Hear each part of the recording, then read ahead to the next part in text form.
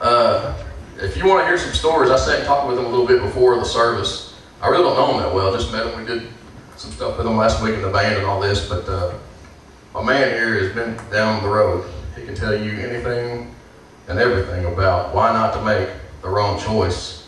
Is it on? Go ahead and introduce yourself. Mom? Yeah, check. All right, go ahead and tell them who you are, first off. My name's Russ Childers. Russ Childers, just the spoke billows from the thing behind you. Tell them a little about your upbringing. What was your upbringing during your childhood?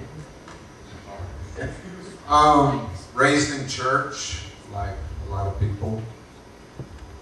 Made to go to church every time the doors were open. That kind of built a little resentment in my heart over time, you know. But so pretty much you're like half of these kids here on Sunday mornings, whether it's Pathway or First Baptist or whatever church, you're pretty much, Mom said you had to go here, there, and a few, right? Yeah. Give them the deal. Maybe you were there like that these days, I don't know. I didn't have a choice. That's how I was. What was, just to give them a little bit of background, how long, tell it just briefly, what did you were pretty much in the dope, big time, right?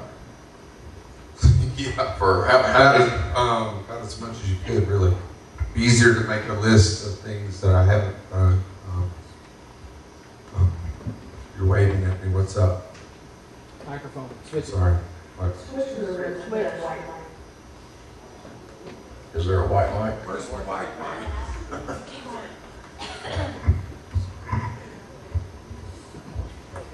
Stereo. Yeah. Real quickly, so we can move on and get back to the music and jam out a little bit more. What, just by chance, and this is, I statistically told them this last week, what was your first drug of choice? And mind you, I say drug of choice. There's no doubt because it's so accessible. Alcohol, you know, a couple of beers, you know, you get a buzz on a beer. That naturally progresses to weed or, you know, pot, ganja, whatever you want to call it, you know.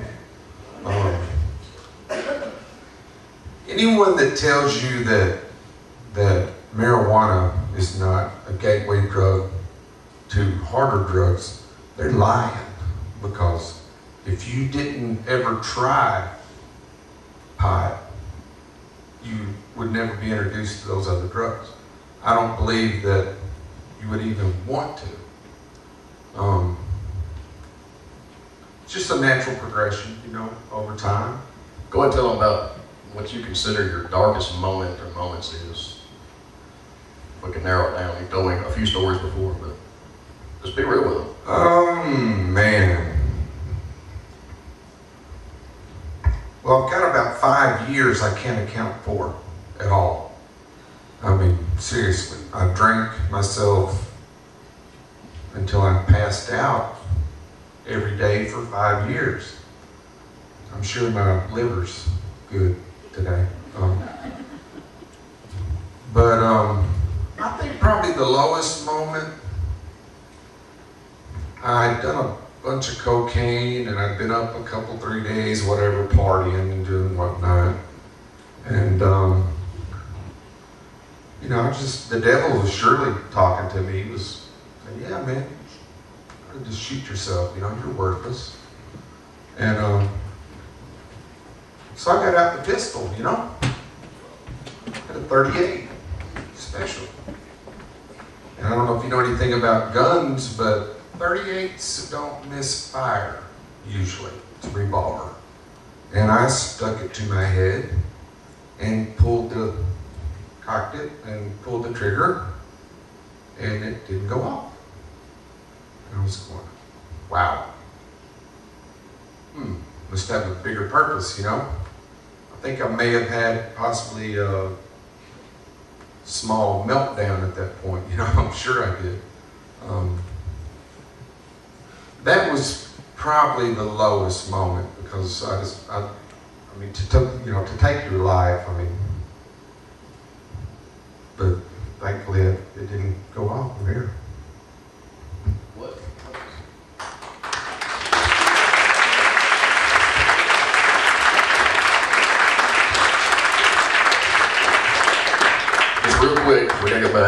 what specific instance led you back to coming back to God? Oh man, this is good. This is good.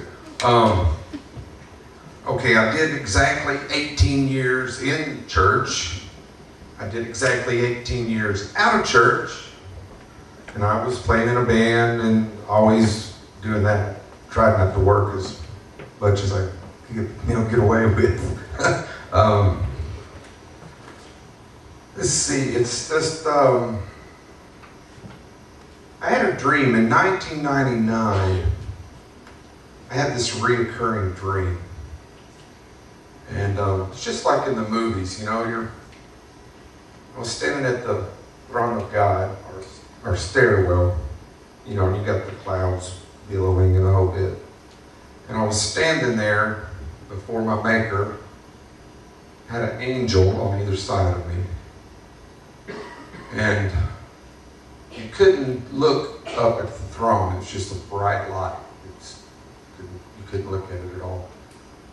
And a voice says, your name was once here, but now it's not here. It's been taken off, and you can't stay. You have to leave. And I was being led away by the two angels, and I think we all know where I was going. The first time I just woke up, I was screaming, woke myself up screaming. Just one more chance, please, God, give me one more chance, And so I woke up and freaked out a little bit thinking about it, and this is all probably transpired over 4 or 5 months. And happened again, I had the same dream again. And the third time, exactly the same, every time exactly the same. I was going to the doorway to hell, and that was on a Saturday night. I think I did a gig that night before, so I came in late and went to sleep a little while, and I had the same dream. As soon as I woke up, I got some clothes on, got in the car and drove back over here to church, and that was on Father's Day of 1999. I rededicated my life that day, and it's great. Yeah, I'm glad to be here, guys. Really, I shouldn't be. The part I left out was the whole alcoholism. It had me so bad, and it's just, I won't go into detail about all the different drugs, meth, the whole bit, whatever, I did it all. But the thing about the alcohol was it's more of a psychological thing, more than a physical addiction.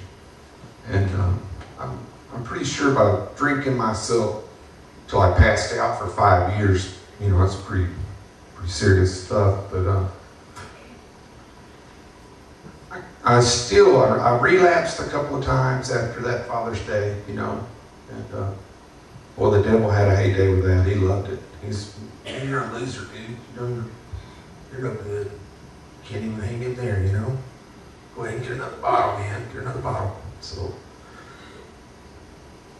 thing is, when I got on my knees and I actually I begged God. I didn't ask God. I begged God to take the desire away from me, to take the taste out of my mouth, just get it away from me, because I'd be driving my car and it would pull into the drive-in liquor store automatically. It's just, it happened. I look up, you look up at the person and say, wow, the car drove itself, But, yeah, so Labor Day, actually, I think I poured one last binger, just got wasted, and that was it. I woke up the next day and I said, I'm done with this, And I got on my knees and I said, God, please, please, I'm powerless over this.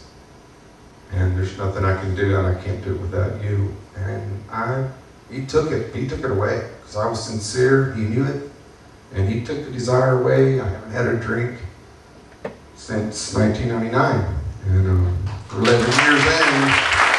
Awesome. Give it up, Russ. Real quick, let's put that scripture up there right now. We'll play the video next year. Next year. Y'all come back next year, we'll play the video for you. Next week.